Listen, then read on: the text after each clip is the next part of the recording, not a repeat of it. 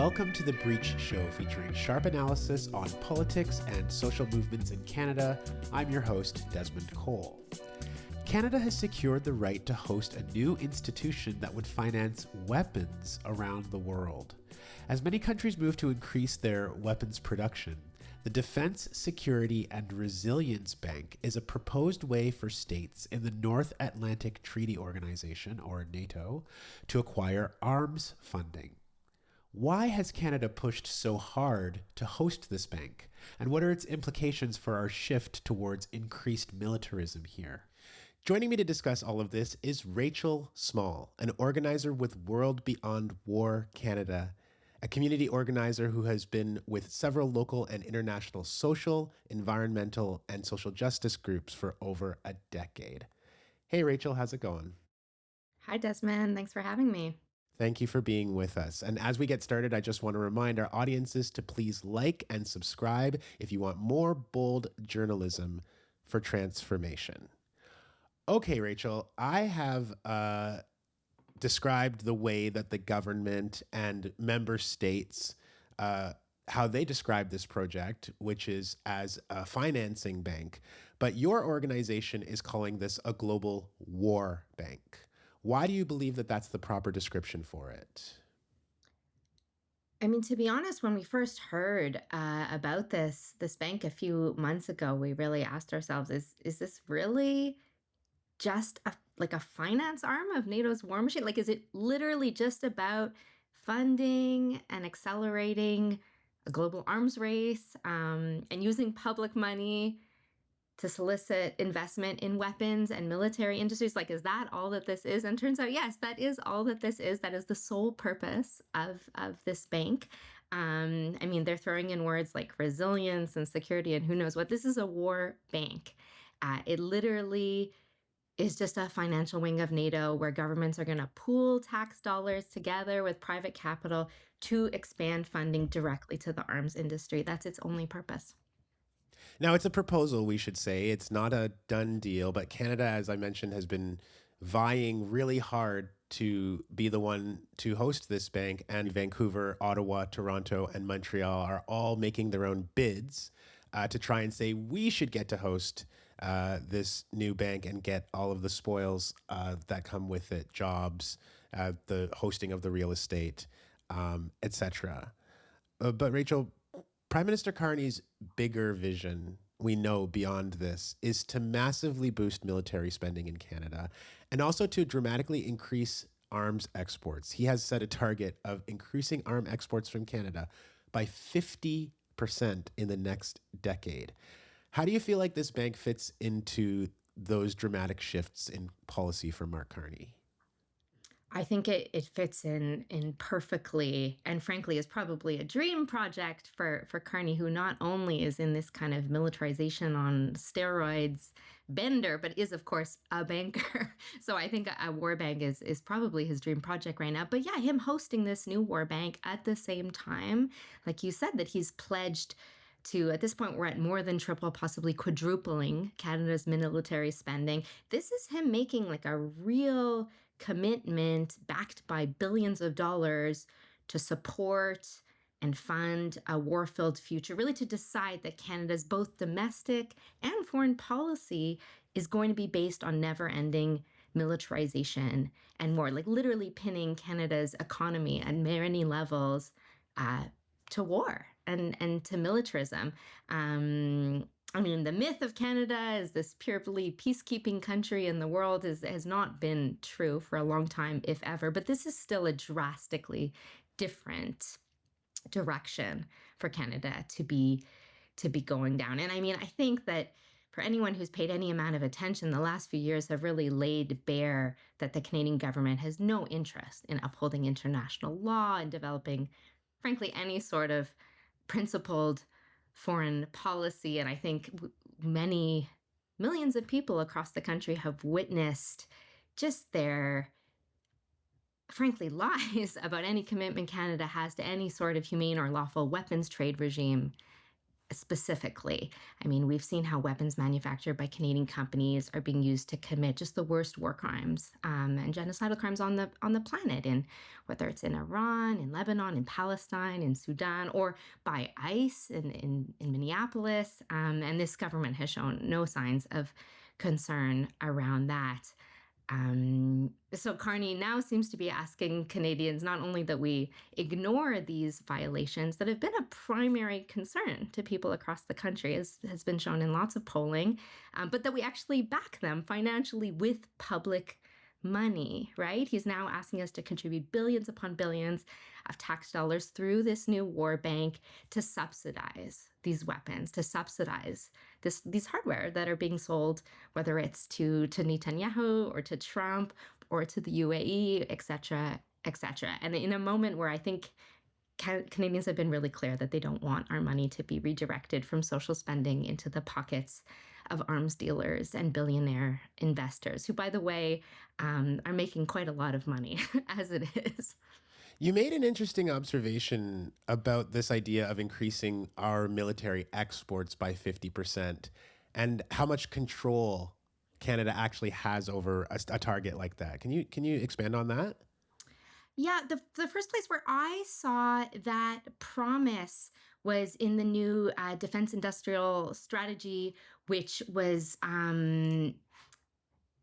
basically throwing around to my memory over $500 billion, that commitment to ramp up military production and arms exports, and explicitly, to weaken our already dysfunctional permitting process. And I think in the course of that defense industrial strategy announcements was where we first heard, Canada is promising to ramp up 50% of arms exports. Not only is that concerning from sort of the points that I've made around what weapons are we exporting to what violence around the world and towards what sort of international impact, but also it seems like imaginary numbers. I mean, frankly, how can Canada promise that we're going to ramp up our exports 50%? That's promising that other countries are going to drastically increase what they buy from Canada at a moment where, unfortunately, those other countries are also desperately ramping up their own domestic military production. So I think there's some fanciful kind of accounting and financial projections happening there, which is concerning. Not only in terms of sort of being morally bankrupt as a foreign affairs future for Canada and our role in the world, but also if we're tying our whole economic prosperity and vision of economic growth for Canada to this industry, and then we're sort of making up numbers about how this is going to play out financially for Canada. I think that's concerning on lots of levels. Rachel, I wonder what you make of the fact that Mark Carney has been so successful in his first year at completely shifting Canada's economic focus away from a lot of the kinds of services that the federal government has previously provided and towards militarism. We know that that's going to have consequences for our future, but in this moment where everyone seems to be afraid of Donald Trump, it seems to have been a successful strategy for him. Like, where does this lead us? I was reading recently what an economist, I believe with the CCPA, Mark Lee, said, and the quote is, "It looks to me like a government that's just completely devoid of any vision of what to do around the economy and who's just grasping at straws." I think that's, and he was speaking there about the war bank, but I think we could apply it to sort of Carney's whole strategy of an economy that's based on war. But it also is really financially dangerous to tie Canada's economic future to the expansion of military spending. Like when financial systems are built on a particular sector, they rely on its growth, right? So, I mean, I'm not an economist, but looking at the 2008 financial crisis, like the entire economic ecosystem was reliant on this ever expanding real estate values. If we're now applying that same logic to war industries, then we're building an economy for Canada that's depending on continuously expanding military spending. That creates powerful incentives, not just for investment, but for Canada's role in the world. Like suddenly now we rely on war, we rely on militarism for our economy. This is no longer about security, right? This is like creating a climate where peace would not simply kind of reduce risk, it would actually disrupt Canada's economy if our defense financing is so deeply embedded in financial markets. I mean, this is a moment undoubtedly of like deep economic strain, a lot of which is in fact because of the economic aftershocks of just this horrific military escalation attacks on Iran by the US and Israel. And in that context, instead of having a prime minister who's choosing to invest in an economy that ensures people have what they need, that strengthens public systems, that, I don't know, but if we're dreaming, protects the natural world, instead we have one who's choosing to really anchor our future in militarization, in war financing, in the profits of billionaire weapons manufacturers. So I think that this is a huge transformation of Canada's economy that he's working towards. And do we want a world where war becomes a financial dependency, where like global instability is kind of being priced into a driver of financial returns, and where if there is a moment where there's possibility for wars to end, for conflict and instability to recede, then we're going to have huge economic consequences for the country. Like, is this the future that we want? And I should say, like, if the bank, if it comes to be, and it's not a sure bet, and it is set up, and then if it fails, as many economists are convinced it will, then Canadians would pay a huge financial price. I would argue that Canada leading this bank is already a morally bankrupt endeavor, but it's also one that can bankrupt us financially. It would be putting everyday Canadians bearing the full risk of this bank when those who profiteer from it really have everything to gain, and that's the weapons manufacturers and the financial industry. It's also worth noting, I think, at this point that several other countries have all had the opportunity to say that they want to host this bank, and no one really seems to be jumping at the chance the way that Canada is. Germany and the United Kingdom have already explicitly said, we do not want to host this. And Canada has really put forward the most aggressive push for this. But I want to talk about that and some of the supporters of this project. You know, all the major banks in Canada and major banks around the world are all extremely excited about this project. But then you also have other major investors who want to see this bank created, including groups like major pension funds in Canada, the Ontario Teachers Pension Plan. What opportunity do you think something like a teacher's pension plan sees in this bank being housed in Canada, Rachel? I think it's a really interesting question of who supports this bank. I mean, the Canadian government, in their sort of celebratory but still quite quiet announcements about, wow, we've been chosen to host this global bank, and we were unanimously selected amongst these 18 or 19 countries. Like, there's clearly a narrative they're trying to put out of like, wow, how amazing this is for Canada. But I mean, if you sort of scratch the surface at all 3 rounds of negotiations with these mystery countries who've not been named happened in Canada.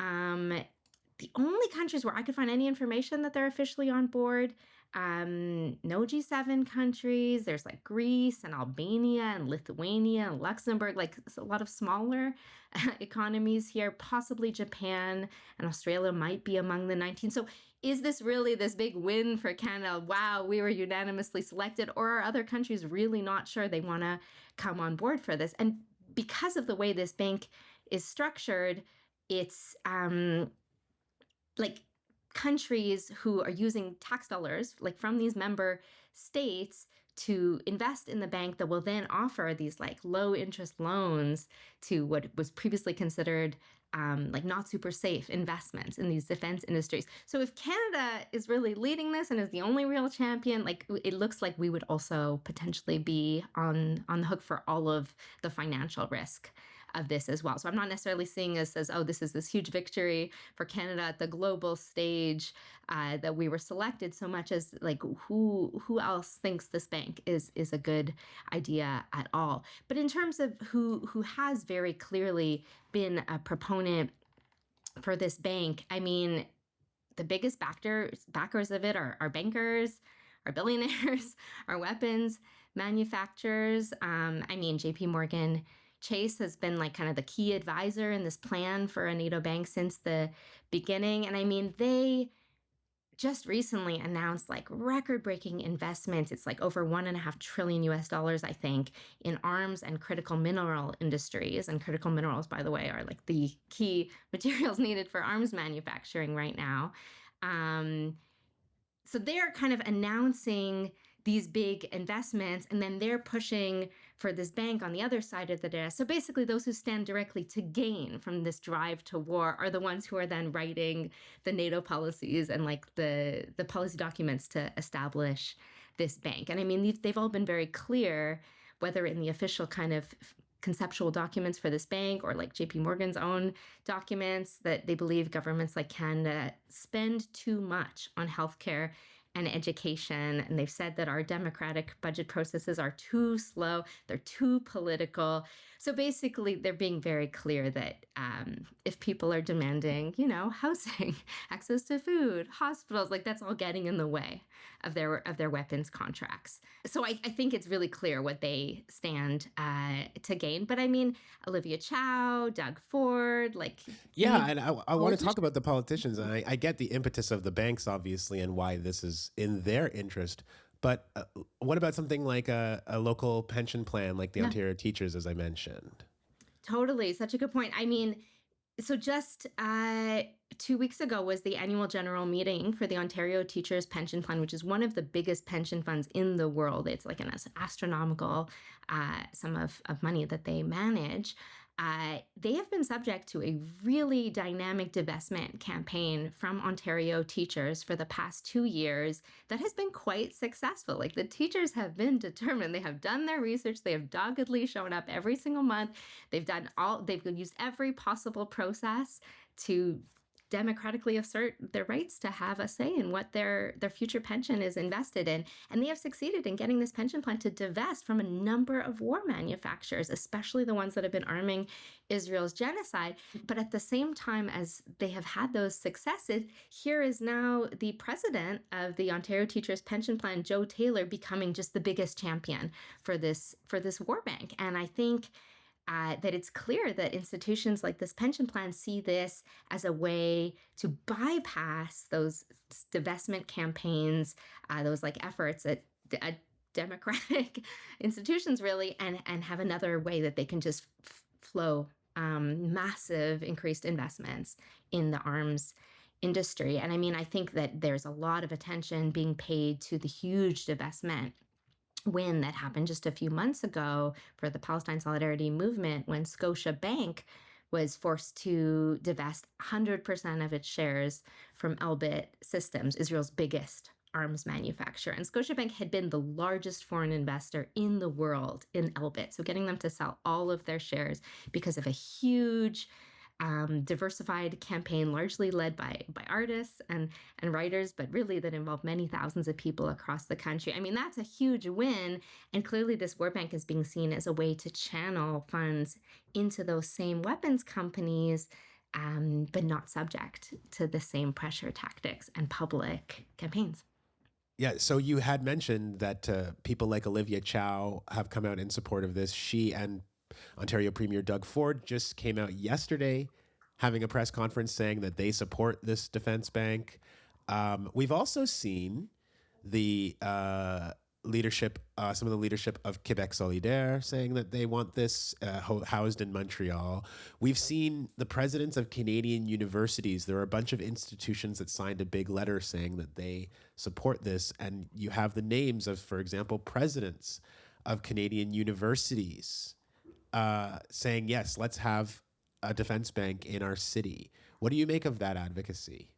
I mean, it's really disappointing to see the mayor of Toronto championing this for Toronto when I see no indication that housing this kind of an institution in Toronto would be in any way beneficial for Toronto. Well, she would argue that it's a jobs thing, that there's going to be several thousand jobs attached to the creation of that bank here. Right. I think that this is a really common argument that's made in terms of investment in any kind of war industry. And yeah, I heard Carney, Ford, and Chow all echoing these claims that, oh, this war bank scheme is going to create thousands of jobs. I think it's highly dubious. I mean, there's been endless studies. There was a new one that just came out by Brown University in the US that just shows that the military spending is basically the most inefficient way of creating jobs that's out there. I mean, whether we're talking about government defense spending or private military industries, it produces like a third on average of the jobs that the same amount of dollars put into education, healthcare spending, even infrastructure, even construction. Like, it's just a wildly inefficient way to create jobs. So that argument for me rings really hollow. But also, if we just look at the example of other cities in the world that house these global headquarters, it drives up the cost of living for the people who actually live here. And I mean, not to mention like that hosting this bank in Toronto, it's going to enmesh Toronto's economy with industries of war, and hosting this kind of a high profile global institution, if it even gets off the ground, I think would guarantee an increase in police targeting of anti-war organizers, of solidarity groups, of divestment groups, or really anyone who wants to impede these hundreds of billions of dollars of flowing to war profiteers. But I think it's clear who this would benefit. And I heard Olivia Chow saying that they're going to offer tax incentives and all kinds of perks for the privilege of hosting these military industry executives and war profiteers in our city. So I think it's obvious who she's standing with, and it's these corporations who would be benefiting from hosting. Well, that's where the support is coming from. But now let's talk a little bit about the pushback, because World Beyond War has obviously been organizing for months to warn people that this proposal was coming and that it is here now. And you've had dozens of organizations sign on to a letter saying that they don't want to see this happen anywhere in Canada. So tell us a little bit about where that opposition is coming from. So knowing that this announcement was going to happen kind of any day about Canada likely being chosen to host the war bank, as you mentioned, we quickly launched an open letter with a few dozen orgs from across sectors, from like unions to faith organizations to environmental organizations, etc. Sort of quickly signing on to get that out there and register our just complete refusal for Canada to host or lead this war bank. We got that out very quickly right before the announcement came, but this is just the start of the struggle to shut down this war bank before it can get launched. And we're welcoming orgs of all sizes, of all focus areas across the country to sign on to this open letter. And we're also considering all sorts of avenues to continue this fight, from legal avenues to bringing the fight to City Hall and to Parliament. Right now we're connecting with allies across all around the world, actually, but certainly also across the country. And we're all just determined to halt this war bank before it can get off the ground. So we'd invite folks all across the country to really join in on that. We are seeing student groups really jump into the fray. And I mean, I've been to some of the anti-Ford marches lately, and increasingly seeing signs that people have like handwritten on their pieces of pizza boxes. So this is not some coordinated campaign that say drop fees, not bombs. Like, people, I think, at the most grassroots level are connecting the removal of any support for education with the increased investment in militarism. Indigenous groups are linking the ways that Carney seems very determined to bulldoze through all kinds of pipelines and mining projects as being directly linked to his war efforts. And we can't combat that without taking on where these critical minerals are actually going. And I mean, groups like the Council of Canadians have really highlighted the way that this bank is designed in a deeply anti-democratic way to sort of pull decisions that would have happened in Parliament out of Parliament and into, I don't even know where, presumably boardrooms on Bay Street. People are realizing that this is kind of a critical moment. Like, either we're going to reject Canada's new commitment to kind of profiteer from perpetual war in the guise of economic development, or we're going to be on a path that we're stuck on kind of for decades to come. So it's been a really interesting moment from sort of an anti-war organizing perspective. And I mean, frankly, I think something that people's eyes are opening to more and more is that even though Carney has been really positioning this bank and his broader military investment as something that achieves Canadian sovereignty or that moves us away from dependence with the U.S. or is to secure ourselves from the U.S., really the opposite is true. And I mean, frankly, ramping up military spending as Canada's industrial policy is probably the worst possible way you could imagine for Carney to do that, to do what he says he's committed to. Like, if you're trying to break our dependence on the U.S., Canada's arms industry is probably the single most U.S.-dominated industry in the country. So even from a purely financial perspective, this war bank will reinforce Canada's role as a supplier to the U.S. military industrial complex. And I mean, the War Bank has said that the Department of War will be a primary buyer of Canadian manufacturers selling to the U.S. So on one level, Canada's broader military ramp up is just bringing us in deeper and deeper entanglement with the U.S. Like, we're buying fighter jets and armed drones and warships and all these things that we literally can't even run without cooperating with the U.S. military. Like, we can't run the hardware of these machines without working with the U.S. Department of War. But then on the other hand, we're building up these financial institutions that are just directly going to entangle our economy deeper with the U.S. So I think realizing, if the thing that made this war bank seem maybe okay to me was that this was about us protecting ourselves from the U.S. or separating our economy, if that turns out to not even be true, then what possible justification can there be for it? I think that's a realization lots of folks are having. We're also expecting to see some opposition to this plan later this month in Ottawa, one of the cities that is bidding to have the bank housed there, because Ottawa is hosting what's called CanSec at the end of this month. And this is Canada's global defense and security trade show that happens on an annual basis, where they roll out the tanks and they fly the drones, and contractors from all over the world come and show off their military toys. You've been to CanSec before, Rachel. Can you tell us a little about the resistance to the arms industry that we've seen at that conference in previous years? Yeah, I mean, for me, CanSec is sort of kind of the most blatant, in some ways, moment of just seeing what we're actually talking about when we're talking about the Canadian arms industry and these exports and what does it mean to be, gaining customers around the world. Like, there's ways that this can be talked about that are really abstract. And then at CanSec, like you said, there's like the literal tanks there. There's the literal missiles on display. The companies that have most profited from war and violence around the world are all there with their fancy booths, whether we're talking about Lockheed Martin, like literally the world's biggest arms company, or we talked about Elbit Systems. They'll be exhibiting there this year. It's really just a global trade show of destruction, of genocide, of occupation, of these weapons of war. And it's a really powerful protest in Ottawa each year, where people are really saying, like, out of our city, like, are quite determined to evict them. The protest is called Shut Down CanSec. That's certainly the goal.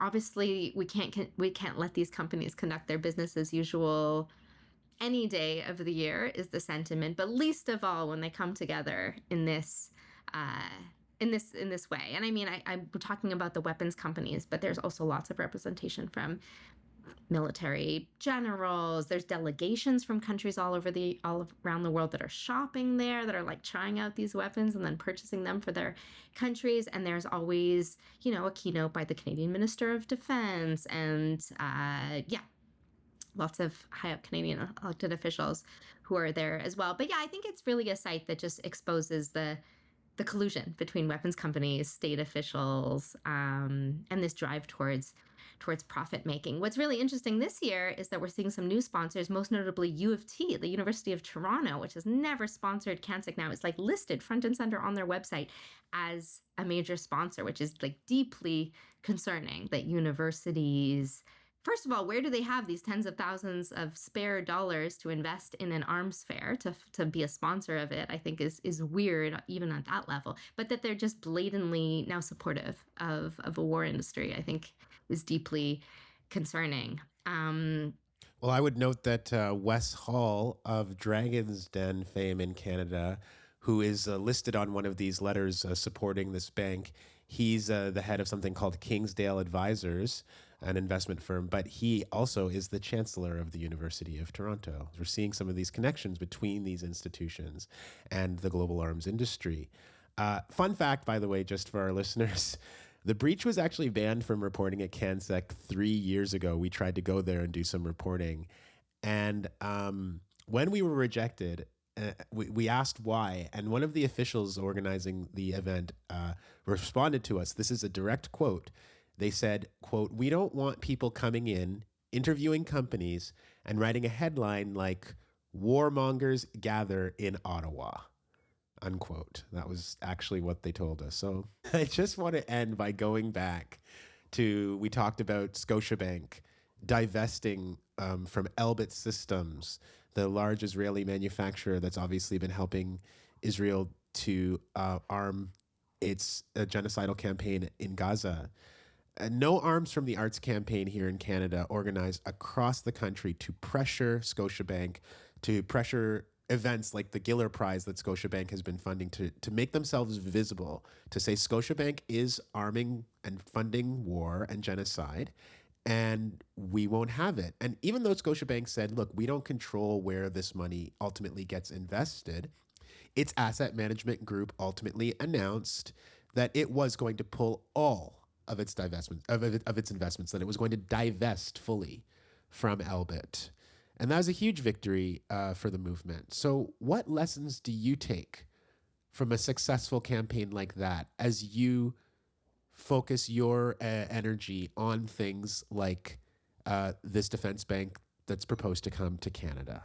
I think there's so much to learn from that win. I mean, one aspect certainly is that while there were many, many thousands of people who were involved in that campaign in various ways, whether it was regular pickets and protests at Scotiabank branches all across the country to kind of crashing any event that was labeled a Scotiabank event, etc. There were many different aspects of this campaign, not to overly simplify it, but I think a very, very powerful aspect of it was the way that artists and authors were actually able to use their labor or to withdraw their labor to act as organized workers in a way that targeted Scotiabank. So I mean, it continues to blow my mind the way the organizing that happened around the Giller Prize, for example. This was like a pride and joy for Scotiabank. It was called the Scotiabank Giller Prize.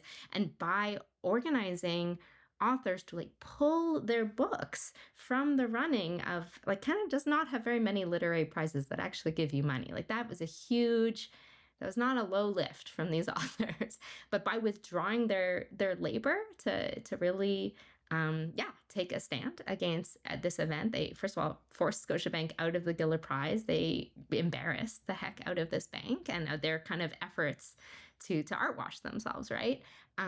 That's a really powerful model. And when we're talking about the arms industry or the war industry, like, there's often an effort to position wars as something that are happening over there. And maybe Canada's involved, like, diplomatically in discussions that have in Parliament, but there's a real effort to separate out the role of workers all across the country in this violence that we're witnessing, maybe in our screens on the opposite side of the world. There's real power in the ability of workers, whether literally at the arms plants or in transportation or in the software and all this sort of many, many services that are required in order for physical weapons of war made in Canada to end up elsewhere. Many, many workers across the country are implicated and have power to do all kinds of things to address that. So I think that's a really powerful lesson. I also think that it can sometimes feel like, even though over the past 2 years, it's indisputable that many millions of people across this country had become just deeply horrified by Canadian complicity in genocide, in war crimes. It can sometimes feel like, despite us having like won the moral battle in many cases, even having forced Canada to promise that it will not arm Israel. So we've won the moral battle, but it can sometimes feel like that's not going to translate to an actual impact on the ground. That's not going to translate to stopping the flow of weapons, to stopping the flow of billions of dollars.